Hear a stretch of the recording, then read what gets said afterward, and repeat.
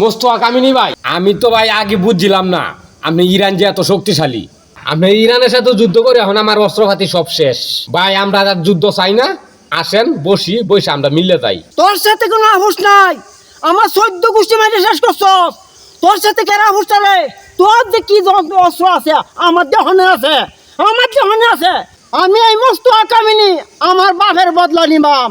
কে cylinder নাই তোর সাথে। এই যুদ্ধ বন্ধ হবে না, এই যুদ্ধ চলবে।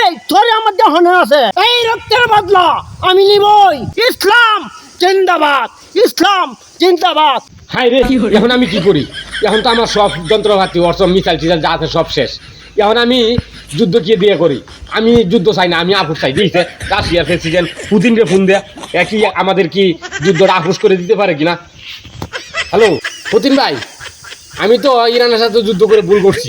আমার অস্ত্রপাতি মিসাইল যা আছে সব শেষ ভাই। এখন যুদ্ধ করার মতো আমার হাতে অস্ত্রপাতি কিছুই নাই ভাই। এখন আপনি আমারে ইরানের সাথে মিলাই দেন। আরে ভাই, আপনি আছেন যুদ্ধ বন্ধ করা লইয়া? কিছুক্ষণ আগে উত্তর কোরিয়ার প্রেসিডেন্ট আমারে টেলিফোন করছে। উনি বলতাছে মিসাইল অলরেডি সাইডে দিছে, 5 মিনিটের মধ্যে আপনার মাথার উপরে পড়বে। মে রাখেন মে ফোন, বাঁচতে হলে ওনাকে কল দেন। মে আরে কি কইলো? 5 মিনিটের ভিতরে মিসাইল আমার উপরে পড়বো? এই সব বনস্টা করছে।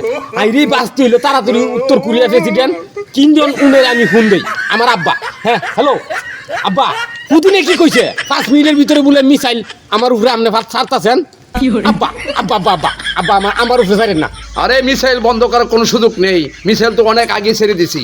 কি মনে করস 5 মিনিটের ভিতরে তোর উপরে পড়বে আর আমেরিকা শেষ, স্টাম্প শেষ। আমার উপরে আমি শেষ, আমি শেষ আব্বা, আব্বা আমি শেষ শেষ শেষ।